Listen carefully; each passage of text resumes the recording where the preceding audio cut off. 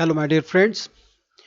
I'm Dr. Shailesh Palekar. I'm working as an associate professor in the Department of Mechanical Engineering, Sanjeevani College of Engineering, Kopargaon.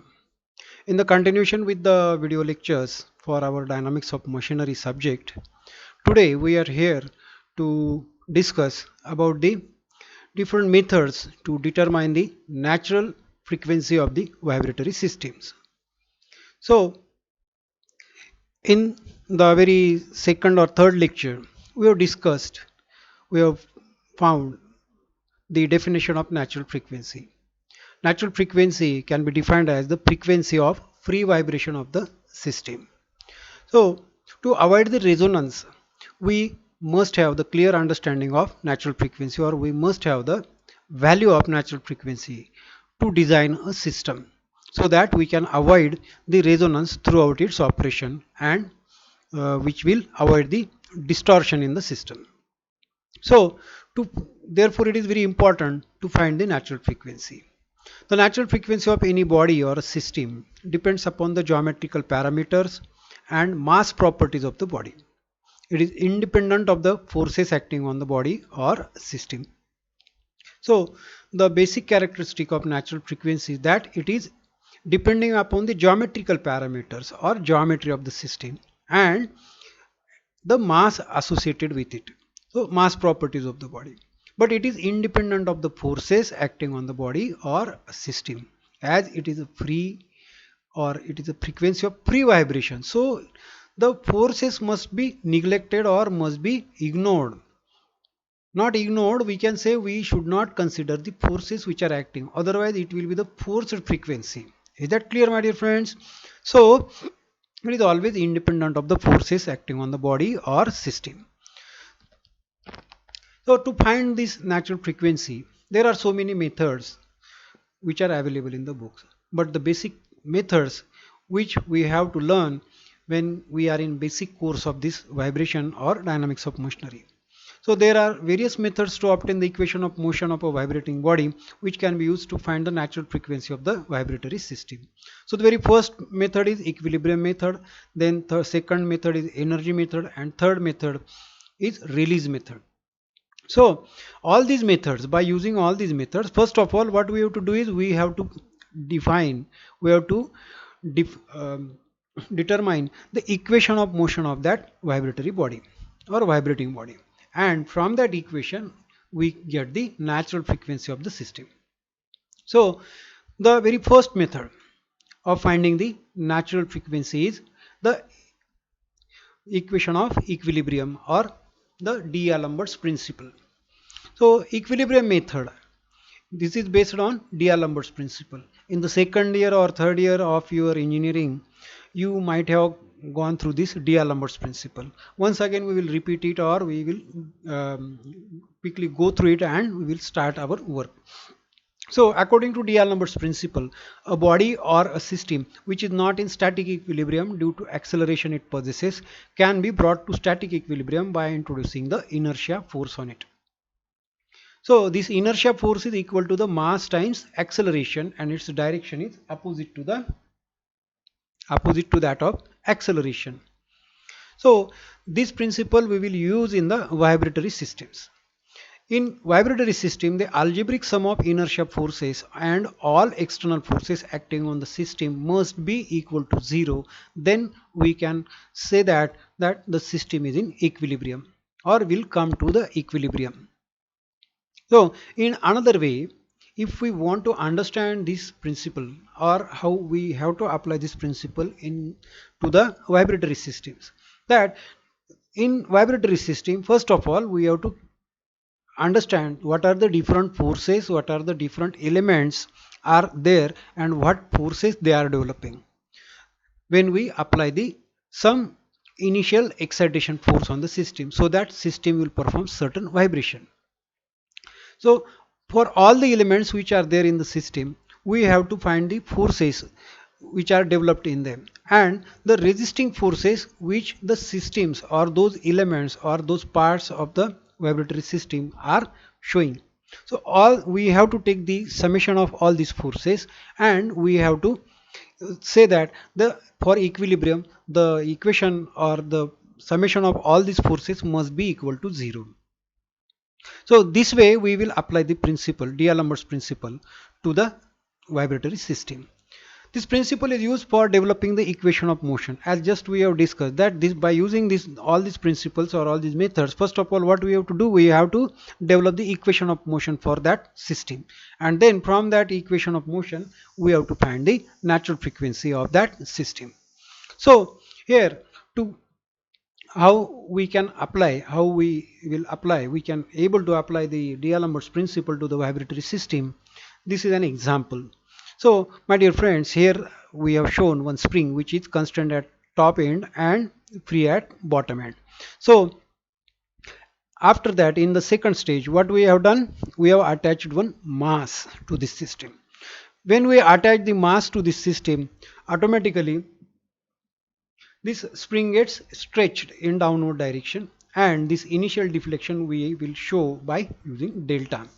So at this position, if we want to find the free body diagram of the system, that time we can able to draw this figure in this fashion, that the m into g, which is the weight of this system, will act in downward direction, and as just we have discussed that this system is in equilibrium. For the system's equilibrium, this k into delta, which is the spring force which is developed in this spring, should balance this weight of the system. So m into g, which is acting in downward direction, that time if the system is in equilibrium, that time definitely this spring force which is equal to k into delta will act in upward direction, and the system is not showing any type of displacement or motion. Okay, so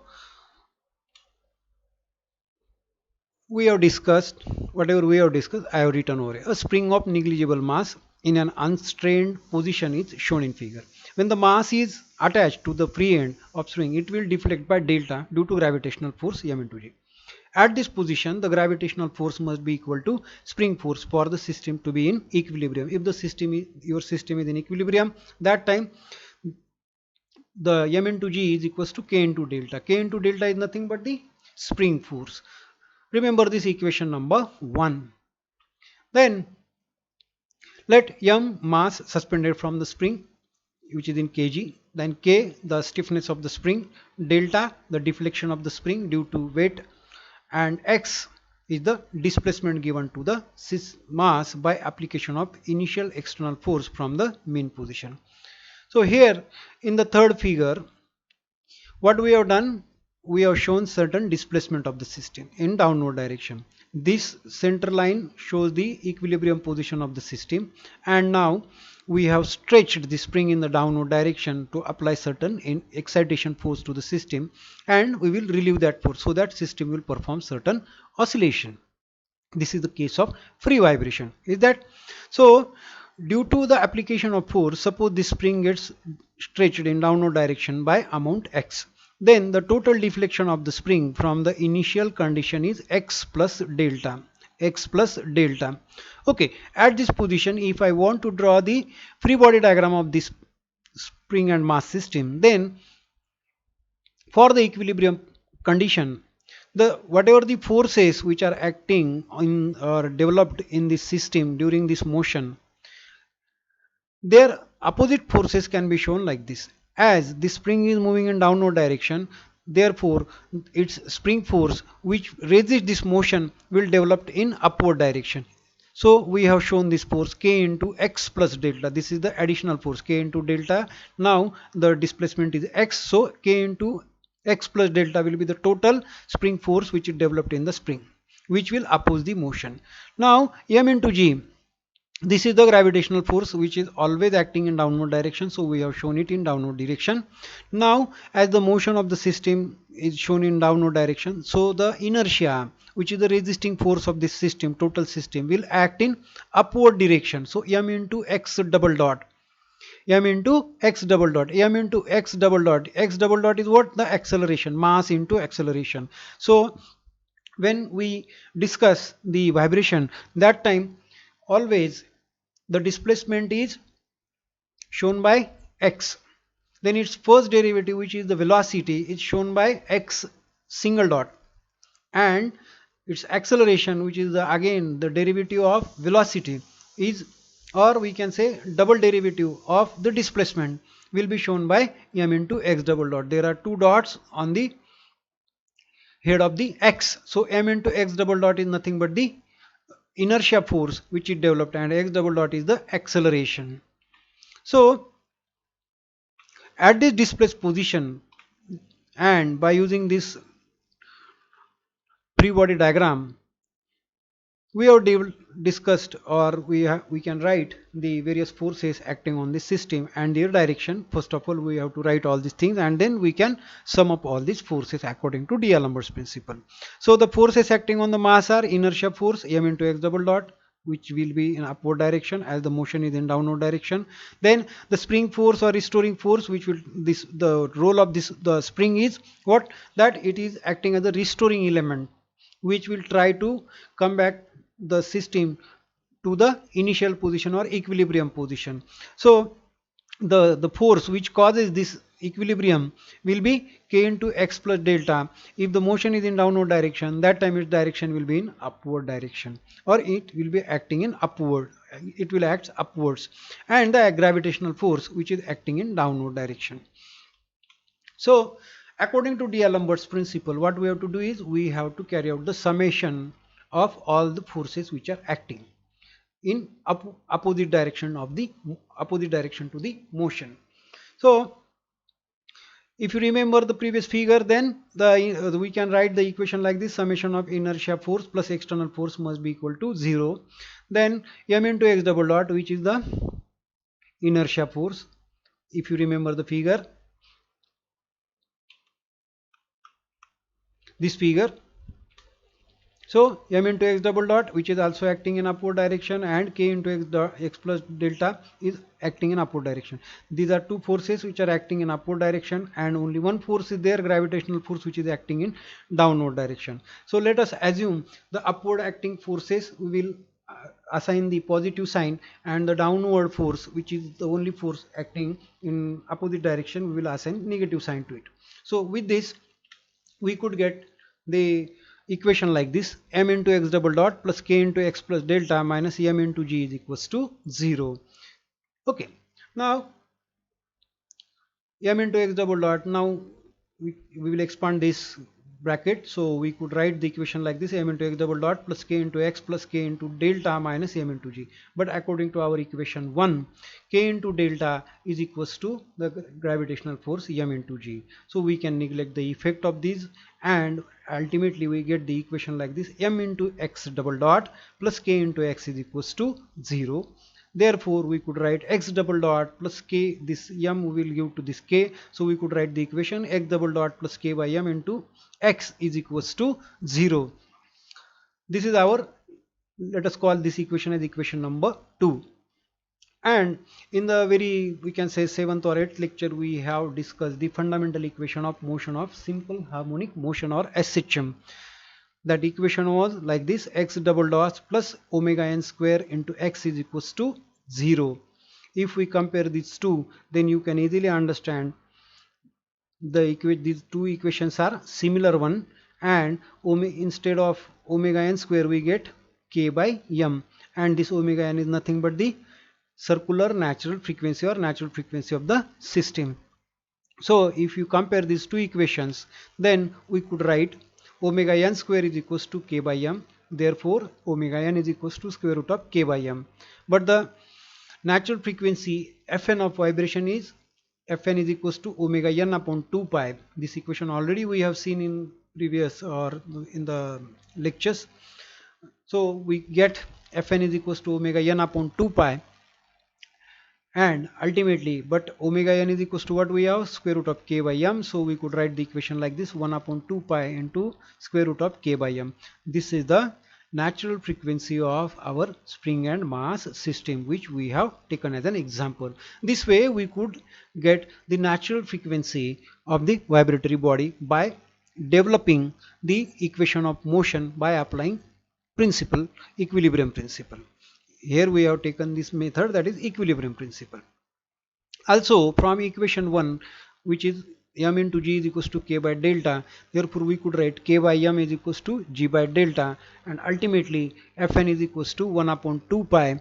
Instead of writing this k by m, square root of k by m, we could write g by delta, and we get the equation like omega Fn is equals to 1 upon 2 pi square root of g by delta. And if you remember the associated terminology which is required, that we have to find this parameter, the time period of oscillation. So time period of oscillation or time period is nothing but the reciprocal of the frequency, natural frequency. So we could write the equation like the Tp is equals to 1 upon Fn. So our Fn is 1 upon 2 pi square root of k by m. This equation already we know. So we could write 1 upon 2 pi into square root of k by m. Ultimately we get Tp is equals to 2 pi into square root of m by k seconds or hertz. Suppose this equation will call as A, this equation as B. We can write from equation A and B, it is seen that the natural frequency is independent of the gravitational force m into j, as it is neutralized by the spring force due to the static deflection k into delta. So my dear friends, in the initial discussions itself, we have discussed that our natural frequency is independent of the forces acting, but it is depending upon the mass and the geometric parameters of the system. So this way we can find the natural frequency of the system by using equilibrium method or D'Alembert's principle. Thank you.